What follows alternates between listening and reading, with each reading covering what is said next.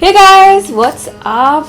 So today is gonna be an exciting day. I'm excited, but I'm also a little nervous.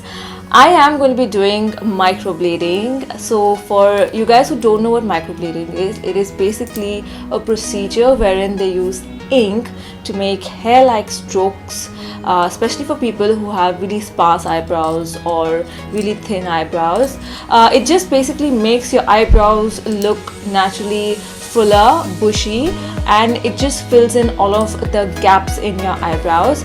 I really like the shape of my eyebrows, but it's just really sparse, especially in like the middle area here where I have the arch, and because of that I need to always fill my eyebrows, and I just wanted to basically give this a shot and try what microblading is, because I've been seeing so many videos, I've read so much about microblading, and so many people have done it over the years. So I also went and checked with the lady who's going to be doing my microblading today, and she said I will really get good results. So the first step to this is mapping, and this is a process wherein she would map and measure your eyebrows so that both of them turn out to be even. This is a very important step, so your microbladist should be taking her own sweet time to do this step really properly so that you get an even arch and even eyebrows. And then she applied a little bit of numbing gel. And once the numbing gel has done its job, it's now time to make hair-like strokes using ink and blade. The process is dipping the blade into ink and then making hair-like strokes. It is not at all that painful as it looks or sounds, because as soon as you hear blade, you're like, it's going to be painful, but no, it's not that painful at all. She is very superficially sliding the blade on the skin, so it's very bearable and you don't really feel the pain all that much. So once that's done, then again she applies a little bit of ink and leaves it there till she finishes off the other eyebrow. So the next step is also absolutely similar, but the numbing cream is slightly stronger, and it's, I think, left on for about a few minutes more. So again, numbing gel, once that's done, again she makes hair-like strokes on the same areas where she made hair-like strokes earlier with the ink. And then again you keep the ink on your eyebrows for some time and then wipe it off. And I really loved how different it looked just in one sitting.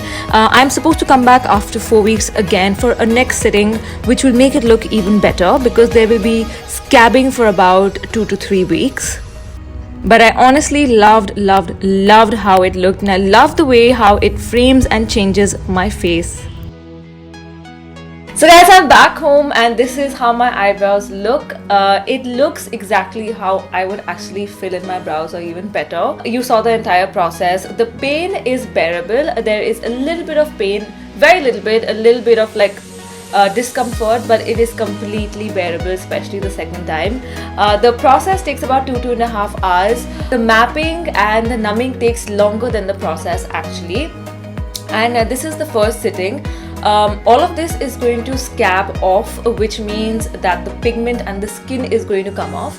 And the second time I have to go back, and the process is exactly the same. And after the process, my eyebrows are going to look like this, and that would last up to 7 months. I would scab anywhere between maybe 1 week, 15 days to like 2 weeks, depends from person to person.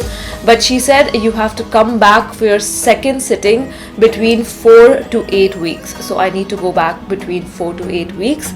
That is it about the entire process. I will keep updating you as and when this starts to scab or look different or anything on my Insta story. So please make sure that you're following me on Instagram, because I will update you as and when there is a change with my eyebrows or anything like that. I hope you guys like this video, and I'll see you guys very soon. Bye!